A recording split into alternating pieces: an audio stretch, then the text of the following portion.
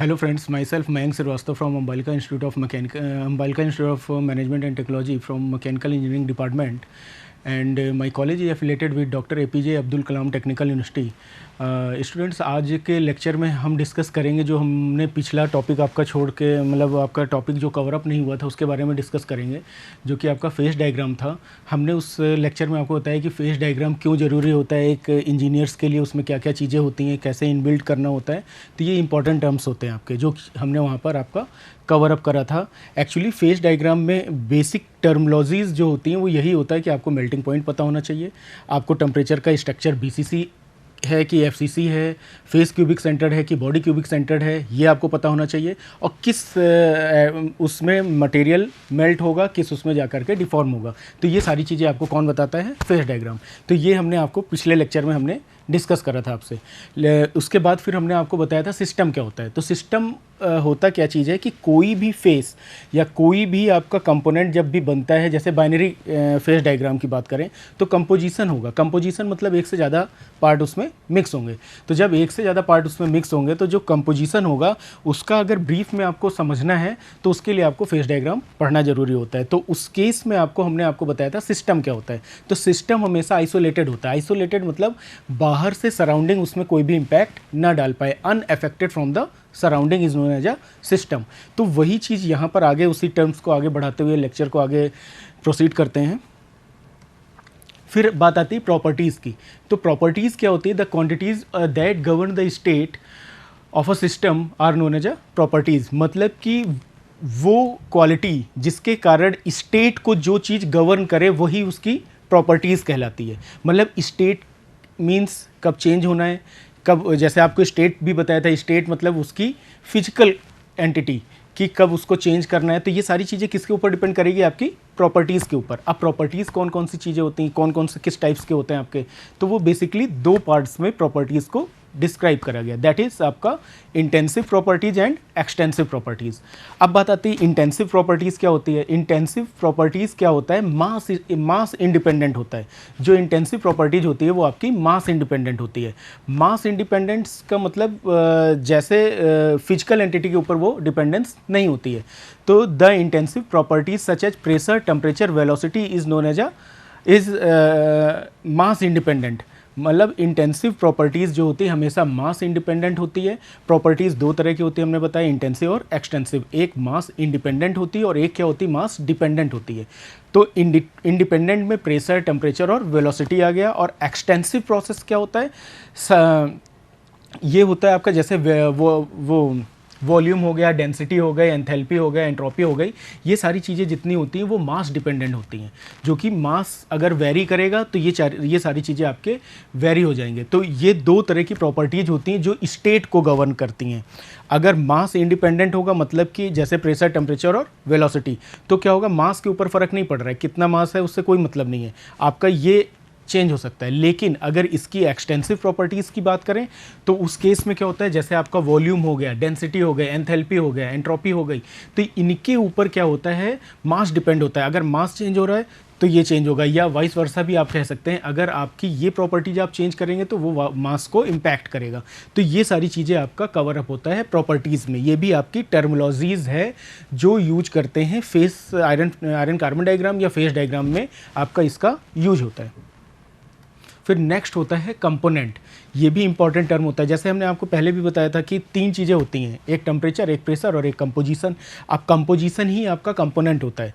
मतलब single component system है कि डबल कंपोनेंट सिस्टम है, मतलब 2 कंपोनेंट सिस्टम है या 3 कंपोनेंट सिस्टम है या 4 कंपोनेंट सिस्टम है। ये चीज़ डिपेंड करती है फेस डायग्राम के ऊपर कि कौन सा फेस डायग्राम है, कौन सा कंपोजिशन आप यूज कर रहे हैं। अगर सिंगल है तो इसका मतलब एक मटेरियल आप यूज कर रहे हैं। अगर एक मटेरियल पे आपने पूरी एनालाइज करी, मतलब आपने उसको मेल्ट करा या उसका टेम्परेचर राइज करा, सॉलिड से वो लिक्विड फॉर्म में गया, फिर टेम्परेचर राइज करा, वो गैसियस फॉर्म में गया। तो अगर एक कंपोनेंट है तो उसको सिंगल कंपोनेंट सिस्टम बोला जाएगा। किसी एक मटेरियल के पे ऊपर आप अगर एनालिसिस करते हैं और उसके अकॉर्डिंग जो फेस डायग्राम निकल के आता है और उसको जब आप पढ़ते हैं तो जो चीज़ें समझ में आती वो देखा गया कि आपको सिंगल कंपोनेंट सिस्टम के बारे में पता चला, लेकिन सिंगल कंपोनेंट सिस्टम से एज ए मैकेनिकल इंजीनियर या मटेरियल इंजीनियर जो रिसर्चर होते हैं उनका काम नहीं चलता है। क्यों? क्योंकि हर मटेरियल के अंदर वो पूरी फुलफिलमेंट क्वालिटीज़ नहीं होती हैं जो किसी भी मटेरियल को चाहिए होता है उसको डिजायर्ड प्रेस पर कॉपी करने के लिए या डिजायर्ड प्रेस पर यूज करने के लिए। तो उस चीज़ से बचने के लिए क्या करते हैं, अगर कोई भी मैकेनिकल प्रॉपर्टीज़ आपको इन्हेंस करना है, किसी एक मटेरियल में तो सारी क्वालिटीज़ होंगी नहीं, अगर उसमें कुछ इन्हेंस करना है, जैसे कास्ट आयरन का ही एग्जांपल लेते हैं। अब आप कास्ट आयरन में क्या करते हैं, कार्बन मिलाते हैं। अब कार्बन मिला के उसको स्टील बना लेते हैं, और कार्बन मिलाते हैं तो और अच्छा स्टील बनता है, या टेम्परेचर राइज करते हैं और इसी स्टील को आप गलत अलग अलग जगह पर यूज करते हैं। जैसे कहीं पर कटिंग टूल्स के लिए यूज हो गया क्योंकि हार्ड हो गया काफ़ी, या कहीं यूटेंसिल्स के लिए यूज हो गया, या कहीं पर आपका कोई एक्सटीरियर बॉडी किसी भी कंपोनेंट्स की बनानी है वहाँ पर आपने यूज कर लिया। तो ये सारी चीज़ें अगर इनबिल्ड करना है तो उसके लिए आपको एक फेस डायग्राम नहीं, दो फेस डायग्राम की जानकारी होनी चाहिए, या टू कंपोनेंट सिस्टम मिक्स करना पड़ेगा। तो जब दो कंपोनेंट मिक्स करेंगे तो उसे ही क्या कहते हैं, टू कंपोनेंट सिस्टम। वही चीज़ है इसमें डिनोट है कि the number of component in the system में बी टू और मोर। अगर कंपोनेंट सिस्टम जो है वो दो या दो से ज़्यादा भी हो सकते हैं। सिंगल होगा तो वन कंपोनेंट सिस्टम कहलाएगा।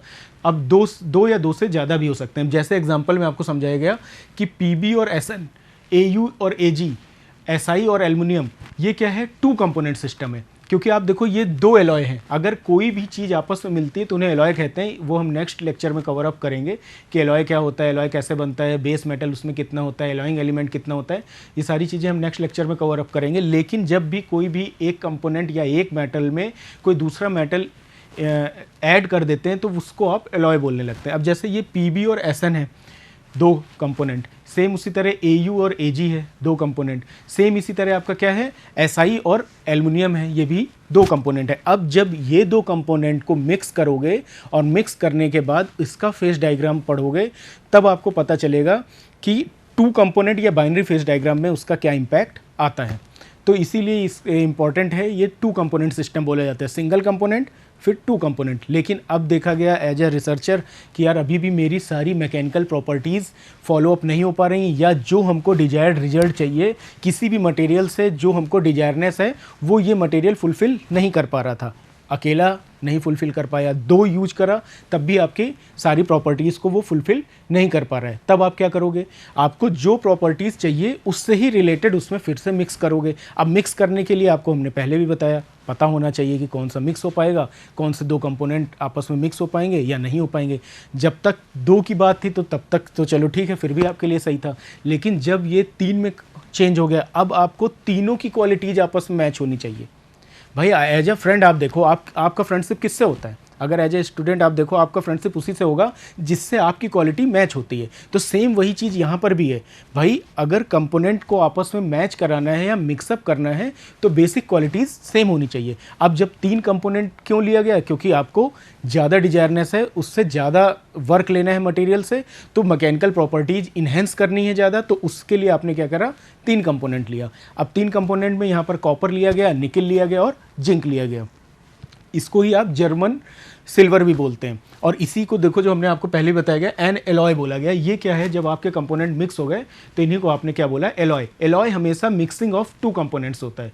एक होता है बेस मेटल। बेस मेटल क्या होता है, बेस मेटल वो होगा जिसमें 80% एलॉय की क्वालिटीज़ होगी, मतलब जो ओरिजिनल मेटल होगा जिसमें आपको मिक्स करना है वो आपके पास 80% अप्रॉक्स होना चाहिए। और जो चीज़ इन्हेंस करने के लिए, क्वालिटी को बिल्डअप करने के लिए जो चीज़ आप उसमें मिला रहे हैं वो आपके अप्रॉक्स 20% होना चाहिए, तभी आपका मेटल एक अच्छा एलॉय एलिमेंट या एलॉइंग एलिमेंट कहलाता है।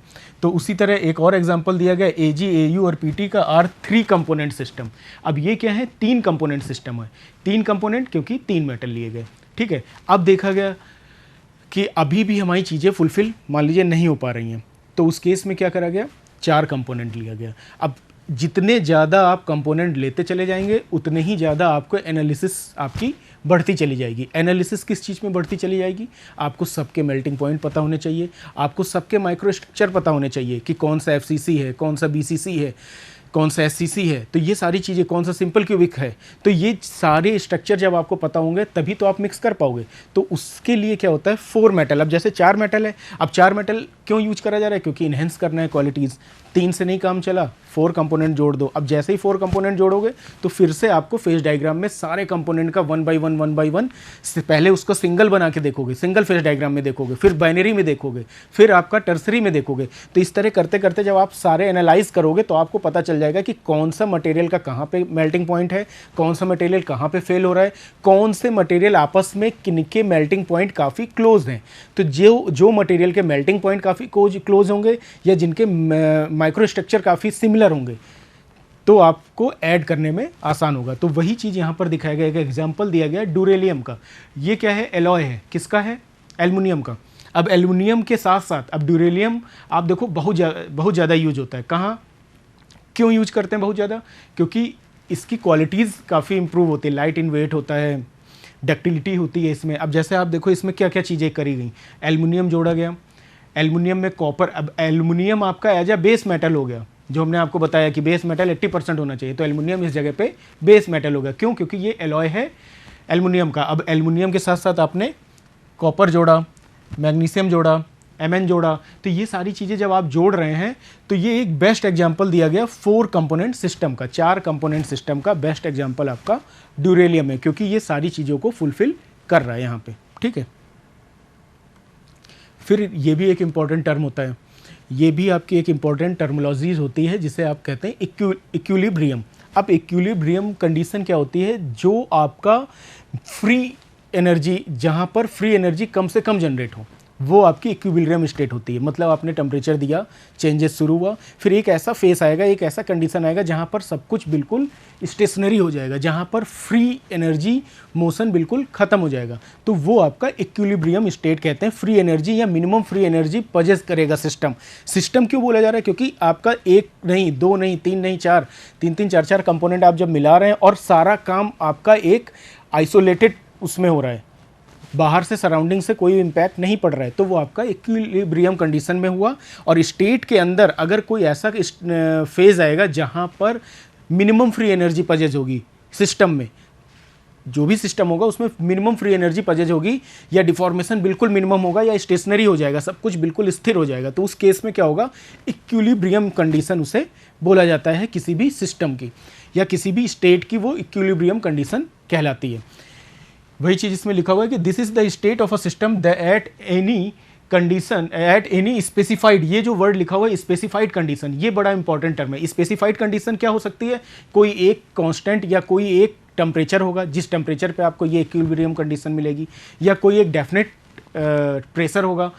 तो उस केस में यहाँ पर जो स्पेसिफाइड कंडीशन कही गई, इसका यही मोटिव है कि आपका एक डेफिनेट चीज़ होगी, चाहे वो टेम्परेचर हो चाहे प्रेशर हो, तो उसी डेफिनेट स्टेट पे जब आपका मिक्सचर या जब आपका कंपोनेंट आ जाएगा तो उसे आप इक्विलिब्रियम स्टेट कहते हैं। तो this is the state of a system at any specified condition when the system possesses minimum free energy, मतलब वो स्टेट जहाँ पर system minimum free energy possess करे, मिनिमम डिफॉर्मेशन हो, सब कुछ बिल्कुल स्थिर हो जाए, तो वो केस आपका इक्विलिब्रियम कहलाता है। ठीक है, नेक्स्ट क्या है, द स्पेसिफाइड कंडीशन में भी टेम्परेचर। अब स्पेसिफाइड कंडीशन क्या हो सकता है, वो एक डेफिनेट टेम्परेचर हो सकता है, वो एक डेफिनेट प्रेशर हो सकता है कि हाँ इस प्रेशर पे जो है वो इक्विलिब्रियम स्टेट आ रही है, या इस टेम्परेचर पे इस मटेरियल का कंपोजिशन या 2-4 मटेरियल जो आपने उसमें ऐड करे उसका कंपोजिशन देखा गया, तो देखा कि यार इस टेम्परेचर पे वो इक्विलिब्रियम स्टेट को आ रहा है, तो वो आपकी इक्विलिब्रियम स्टेट कहलाती है। अब या कंपोजिशन भी कह सकते हैं, मतलब आपका सॉलिड लिक्विड फेस है या इंटरमीडिएट फेस है, तो ये जो कंपोजिशन है ये भी अपने में डिफाइन करता है कि हाँ अब इस कंपोजिशन या इस मिक्सचर पे आपके इक्विलिब्रियम फेस या इक्विलिब्रियम फेस पे मटेरियल आ रहा है। तो कौन सी 3 चीज़ें हो गई, टेम्परेचर, एक डेफिनेट टेम्परेचर होना चाहिए जिस पे आए, एक डेफिनेट प्रेशर हो सकता है, या कोई भी कंपोजिशन हो सकता है मटेरियल का, या इन तीनों का कॉम्बिनेशन भी हो सकता है, तो वो आपका एक इक्विलिब्रियम स्टेट कहलाता है। 2 or more phase can exist in equilibrium in a single 2 or more material system, मतलब 2 या 2 से ज़्यादा फेस इक्विलिब्रियम में हो सकते हैं। कब? या तो सिंगल मटेरियल होगा या दो मटेरियल होंगे या दो से ज़्यादा मटेरियल होंगे, तो उस केस में भी ये कंडीशन इक्विलिब्रियम को फॉलो करता है। तो इक्विलिब्रियम की कंडीशन में बेसिकली 3 चीज़ें आई, टेम्परेचर हो गया, प्रेशर हो गया और कंपोजिशन हो गया, और ये तीनों चीज़ें एक डेफिनेट होनी चाहिए, एक डेफिनेट स्टेट पे होनी चाहिए जहाँ पर आपका फ्री एनर्जी पजेस करे, तो वो आपका इक्विलिब्रियम कंडीशन कहलाता है। ठीक है, तो ये थी आपकी बेसिक टर्मिनोलॉजीज। अब आते हैं फेस पे। फेस क्या होता है? Physically and chemically homogeneous composition of a substances. Main motive क्या होता है? फेस अगर आप डिफाइन करें तो फिजिकली और केमिकली होमोजीनियस मिक्सचर होना चाहिए किसी भी मटेरियल का। अगर दो मटेरियल आप मिला रहे हैं तो उनका फिजिकल और केमिकल प्रॉपर्टीज़ जो होनी चाहिए वो सेम होनी चाहिए। तो वही आपका जब मिक्सिंग होता है और एक होमोजीनियस मिलता है तो उसे आप कहते हैं फेज़। जैसे आपने आपको एग्जांपल दिया था मिल्क और वाटर का, आपने दोनों के फेस क्या थे? आपके दोनों के फेस आपके लिक्विड थे, आपने दोनों को मिलाया, लिक्विड ही फेस मिला, तो वो क्या हुआ? एक सिंगल फेस हो गया, सिंगल फेस कहलाएगा। और दोनों प्रॉपर में मिक्स होंगे, किसमें? होमोजीनियस फॉर्म में। इसी तरह आपने शुगर मिलाया, वाटर में मिलाया, दोनों प्रॉपर मिक्स हो गए होमोजीनियस, तो क्या हुआ? वो अपना एक फेस आया उसका, तो उसे उसका स्टेट, जो भी उसकी स्टेट होगी वही उसकी प्रेजेंट फेस कहलाएगी। अ सिस्टम में बी मेड अप ऑफ 1 और 2 मोर फेसेस। अब कोई भी सिस्टम है अगर, तो वो एक या दो से ज़्यादा भी फेसेस को अपने अंदर ले सकती है। फिर क्या है? सेवरल फेसेस में कंसिस्ट ऑफ अ सबस्टेंसेस। कई फेसेस जो होते हैं, जितने भी फेस होंगे वो कई सारे सबस्टेंस से मिल करके बनते हैं। और उसके बाद क्या है? अ face change is accompanied with change in the properties of material. जैसे जैसे फेस आपके चेंज होंगे वैसे वैसे मैकेनिकल प्रॉपर्टीज़ चेंज होती जाएगी। यही तो एज ए इंजीनियर आपको चाहिए कि आप अपने डिफरेंट मटेरियल प्रॉपर्टीज़ को गेन कर सकें उसके फेस के अकॉर्डिंग। जब वो लिक्विड फेस में होगा तो उसकी जो भी मैकेनिकल स्ट्रेंथ या मैकेनिकल प्रॉपर्टीज़ है, आपको अगर कहीं यूज करना है आप आसानी से यूज कर सकते हो। ये अगर आप देखा जाए फेस डायग्राम के ही थ्रू, एक इंजीनियर्स जो होता है वो 100% सक्सीड पा सकता है मटेरियल के ऊपर।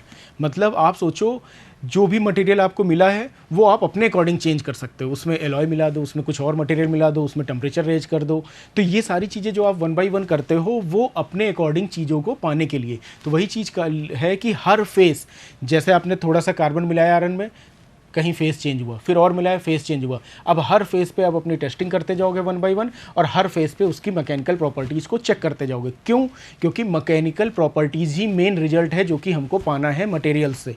क्योंकि मटेरियल को आप कहीं ना कहीं यूज करोगे और यूज करोगे डिजायरनेस के अकॉर्डिंग। डिजायरनेस किस चीज़ की होगी? मैकेनिकल प्रॉपर्टीज़ की। कहीं डक्टिलिटी ज़्यादा चाहिए होगा, कहीं पर आपको स्ट्रेंथ ज़्यादा चाहिए होगा, कहीं पर आपको इलास्टिसिटी चाहिए होगा। तो ये सारी जो भी प्रॉपर्टीज़ आएंगी ये सारा कुछ डिपेंड करेगा आपका फेस के ऊपर। ठीक है, तो ये पूरा आपका 1 बाई 1 हमने आपका डिस्कस करा फेस टर्मिनोलॉजीज़ में बेसिक क्या क्या कॉन्सेप्ट यूज करते हैं। फिर बात आती है डिग्री ऑफ फ्रीडम। ये भी एक इंपॉर्टेंट टर्म होता है। डिग्री ऑफ फ्रीडम अगर मटेरियल या एक्सिस के केस में बात करें, जैसे फॉर एग्जांपल ये पेन है, अब इसकी बात करें, इसको हमने क्या करा, इस टेबल पे मान लीजिए इस पे रख दिया, ये टेबल है इस पे रख दिया, तो अब इसकी डिग्री ऑफ फ्रीडम क्या होगी? अब ये क्या है? रजिस्ट हो गया, नीचे नहीं मूव कर सकता है। मतलब वाई डायरेक्शन में पॉजिटिव जा सकता है लेकिन निगेटिव नहीं जा सकता है। तो ये क्या हो गया? कंस्ट्रेंट हो गया। मतलब डिग्री ऑफ फ्रीडम, इसके मोशन को हमने कंस्ट्रेंट कर दिया। अब ये आपका एक्स एक्सिस में मूव कर सकता है positively and negatively, Y axis में केवल पॉजिटिव मूव कर सकता है। और क्या हो सकता है? ये अपने एक्सिस के अलॉन्ग रोटेट भी कर सकता है। इस तरह से आपका अपने एक्सिस के अलॉन्ग रोटेट करा सकते हैं, चाहे वो अपने एक्सिस के अलॉन्ग, और या तो फिर आप इसको ऐसे भी रोटेट करा सकते हैं। तो ये क्या है? इसकी जितने डायरेक्शन में ये मूव कर सकता है वो इसकी number of degree of freedoms हो गई। लेकिन अगर इसको कंस्ट्रेंट कर दे रहे हैं, तो कंस्ट्रेंट कर रहे हैं तो ये इस डायरेक्शन में मूव नहीं कर सकता। इसका मतलब ये लिमिट हो गया, कंस्ट्रेंट हो गया, ये वाई डायरेक्शन में निगेटिविटी में नहीं जा सकता है। सेम उसी तरह जब आप मटेरियल्स के बारे में पढ़ते हैं और जब 2 कंपोजिशन या 3 कंपोजिशन आपस में मिलाते हैं और उसके बाद जब उसमें देखते हैं तो डिग्री ऑफ फ्रीडम का इंपॉर्टेंट रोल होता है। जितने मटेरियल डिग्री ऑफ फ्रीडम होगा उतना ही ज़्यादा आपका मटेरियल प्रॉपरली मिक्स होने के पॉसिबिलिटीज़ में रहेगा। वही चीज़ इसमें आगे एलिब्रेट करा गया है कि the number of independent variables required to describe the state of a system are called degree of freedom. जितना इंडिपेंडेंट वेरिएबल्स होंगे वही उसकी डिग्री ऑफ फ्रीडम एक स्टेट की बताई जाएगी। स्टेट मतलब जो आपका सॉलिड में है या लिक्विड में, हर फेज पे, सॉलिड में, लिक्विड में, गैसेस में, उसकी डिग्री ऑफ फ्रीडम आपकी चेंज होती जाएगी। तो temperature, pressure and the composition of a face control the constitution of the material system. फिर से वही चीज़, टेम्परेचर, प्रेशर और कंपोजिशन ऑफ फेस। कोई भी मटेरियल में जो भी टेम्परेचर दे रहे हैं या जो भी आप प्रेशर दे रहे हैं या उनका जो भी कंपोजिशन है, वही चेंज करता है उसका, या वही कंट्रोल करता है उसका मटेरियल के मिक्सिंग की प्रॉपर्टीज़ को।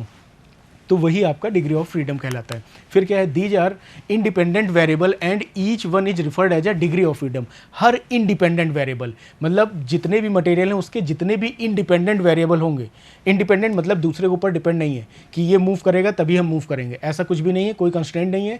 जो भी मटेरियल के माइक्रो स्ट्रक्चर या एटम्स जब आप एज ए लिक्विड फॉर्म में मेल्टिंग पॉइंट के ऊपर लेके जाते हैं तो उनके जितने भी वेरिएबल्स होंगे इंडिपेंडेंट होने चाहिए, और जितने इंडिपेंडेंट वेरिएबल होगा वही उसका डिग्री ऑफ फ्रीडम कहलाएगा। ठीक है, तो ये पूरा टर्मोलॉजीज़ थी बेसिकली, जैसे स्टेट हो गया, प्रॉपर्टीज़ हो गई, डिग्री ऑफ फ्रीडम हो गया। तो ये बेसिक टर्मोलॉजीज़ है। अगर आपको फेस डायग्राम पढ़ना है तो ये बेसिक टर्मोलॉजीज़ आपको पता होनी चाहिए थी। ठीक है, आगे डिस्कस करते हैं। ये भी एक इम्पॉर्टेंट टर्म है, एलॉय। एलॉय क्या होता है कि कोई भी मटेरियल अकेला सारा काम नहीं कर सकता है, सारी मैकेनिकल प्रॉपर्टीज़ को गेन नहीं कर सकता है। तो सारे स्ट्रेंथ को प्रोवाइड करने के लिए, मैकेनिकल प्रॉपर्टीज़ को गेन करने के लिए आप क्या करते हैं, एलॉय यूज करते हैं।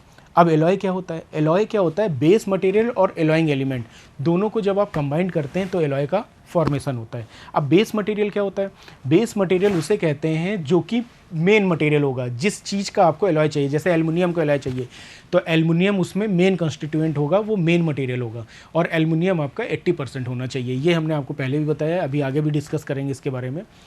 क्यों? क्योंकि जो बेस मेटल होता है उसकी ही मैकेनिकल प्रॉपर्टीज़ ज़्यादा होगी।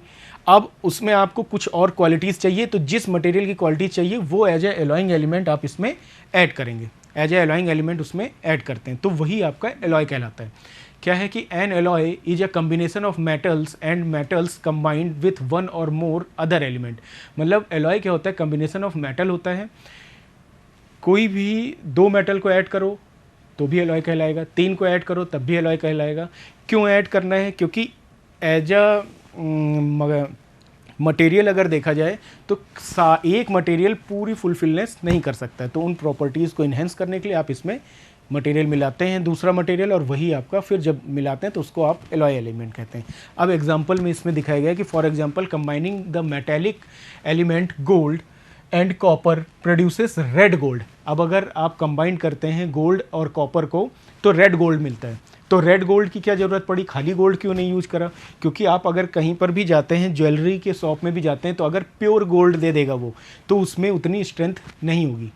आप देखो उसको अगर दबाओगे तुरंत वो क्या होगा, प्रॉपर्टीज़ चेंज करेगा, डिफॉर्म हो जाएगा। अब उसको एज ए मतलब यूज करने के लिए अब उसकी स्ट्रेंथ आपको बढ़ानी पड़ेगी, तो उसमें क्या करेंगे आप, कुछ ना कुछ एलॉइंग एलिमेंट मिलाते हैं।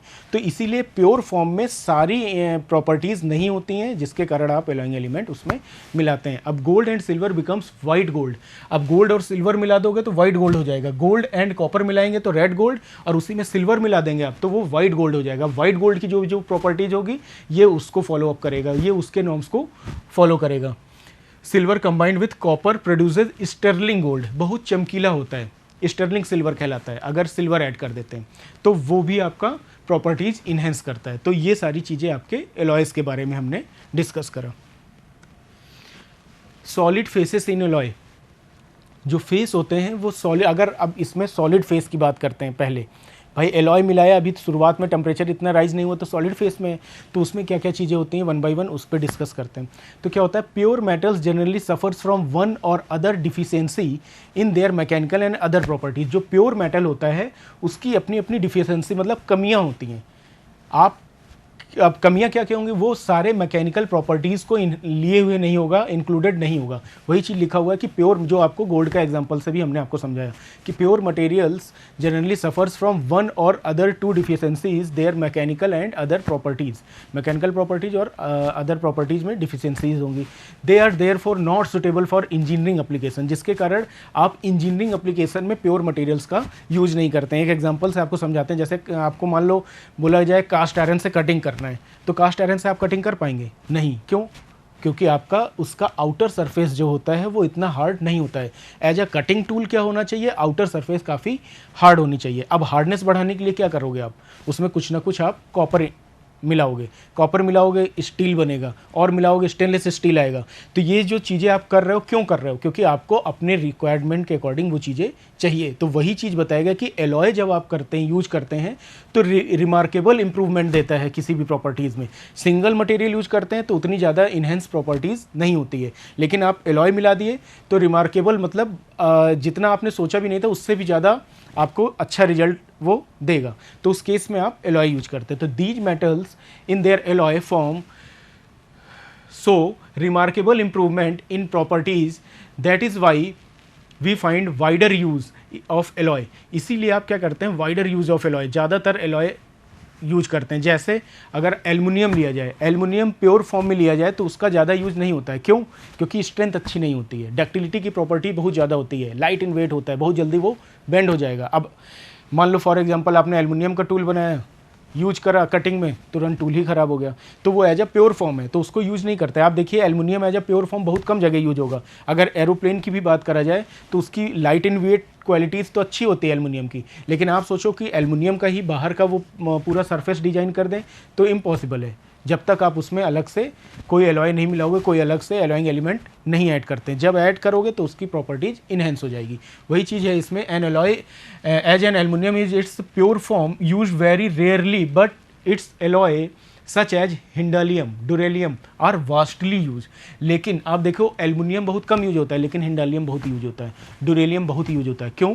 क्योंकि इसकी प्रॉपर्टीज़ जो है वो इन्हेंस कर देता है, इंप्रूव हो जाती है प्रॉपर्टी जब आप इसमें एलॉइंग एलिमेंट को मिक्सअप करते हैं।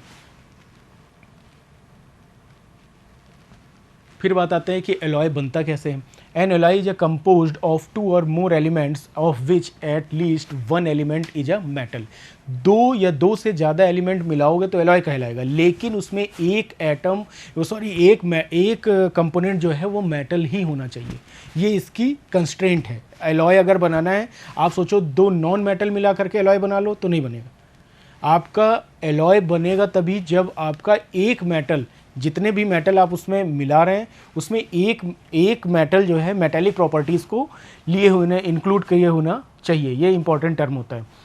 N alloy is mainly consist of base metal and alloying element. अब एलॉय जो होता है उसका बेस मेटल होता है और एलॉइंग एलिमेंट होता है। बेस मेटल क्या होता है? जिसकी हाईएस्ट प्रॉपर्टीज होगी वही बेस मेटल होगा। जैसे एल्युमिनियम एलॉय है तो एल्युमिनियम 80% होना चाहिए, उसका बेस मेटल सबसे ज़्यादा होना चाहिए। हाईएस्ट प्रोपोर्शन जो भी गेन किए होगा वही उसका एलॉय कहलाएगा। तो बेस मेटल क्या होता है? हाईएस्ट प्रोपोर्शन होना चाहिए। The metal constituents present in an alloy with highest proportion is known as a base metal। जितना ज़्यादा highest proportion होगा वही उसका एलॉय कहलाएगा। जैसे एल्युमिनियम ज़्यादा है तो एल्युमिनियम एलॉय कहलाएगा। फिर नेक्स्ट आते हैं एलॉइंग एलिमेंट। अब एलॉइंग एलिमेंट क्या होता है? अदर कॉन्स्टिट्यूएंट, मतलब कि अदर कॉन्स्टिट्यूएंट मतलब बेस मेटल के अलावा जो उसमें मिला रहे हैं वो आपका एलॉइंग हो गया। अब वो मेटालिक भी हो सकता है, नॉन मेटालिक भी हो सकता है। ये कोई भी कंस्टेंट नहीं है कि आपका मेटालिक ही होना चाहिए, वो आप एज ए इंजीनियर डिजायरनेस के अकॉर्डिंग उसमें ऐड करते हैं। ठीक है। अब एलॉइंग एलिमेंट क्या हुआ? अदर कॉन्स्टिट्यूएंट मेटालिक और non metallic present in the alloy are called alloying element. मतलब कि मेटल के अलावा, बेस मेटल के अलावा जो भी चीज़ें उसमें ऐड करते हैं वो मेटालिक हो या नॉन मेटालिक हो, किसी भी एलॉय में जो भी चीज़ें प्रेजेंट होती हैं बेस मेटल के अलावा उसे आप कहते हैं एलॉइंग एलिमेंट। ठीक है। एग्जाम्पल में लिया गया है nichrome, an alloy of nickel and chromium. Nichrome जो है वो एलॉय है आपका निकिल और क्रोमियम का। अब नाइक्रोम जो नाम जो डिपिक्ट कर रहा है या उससे जो आपको पता चल रहा है कि निकिल का और क्रोमियम के मिक्स को निक्रोम बोला गया। तो उस चीज़ को जो मिक्स हो रहा है उसमें आपने निकिल का एज अ बेस मेटल है। एज अ बेस मेटल क्यों है? क्योंकि इसको 80% यूज करा जा रहा है, तो इसका प्रोपोर्शन ज़्यादा रखा जाएगा। और एलॉइंग एलिमेंट क्या है आपका? क्रोमियम। क्यों? क्योंकि इसको आप 20% यूज कर रहे हैं। तो निक्रोम जो है वो आपका बेस मेटल और एलॉइंग एलिमेंट का कंपोजिशन है, जिसमें निकिल आपका 80% है और एलॉइंग एलिमेंट आपका 20% है। ठीक है। अब इसमें निकिल की जितनी भी प्रॉपर्टीज होंगी वो ज़्यादा होगी इन कंपैरिजन टू आपका क्रोमियम। ठीक है। We may call this alloy as a nickel base alloy. अब इसको क्या कहा जाएगा, निकिल बेस एलॉय, क्योंकि बेस मटेरियल सबसे ज़्यादा है और ये वाला मटेरियल आपका सबसे कम है, तो ये आपका निकिल एलॉय कहलाएगा। सेम इसी तरह सॉलिड फेस की अगर बात करें, solid phase is most alloy system occurs in the following form. 3 form में होता है, एक solid solution, inter metallic compound होता है और इंटरमीडिएट कंपाउंड होता है। 3 फॉर्म में आपका सॉलिड फेसेस होते हैं, ठीक है। तो ये तीन फॉर्म में होते हैं। बाकी का हम आगे डिस्कस करेंगे, सॉलिड सोल्यूशन क्या होता है इनके बारे में आगे डिस्कस करते हैं, ठीक है। तो आज का लेक्चर हम यहीं कवर अप या बाइंड अप करते हैं। Okay, thanks a lot.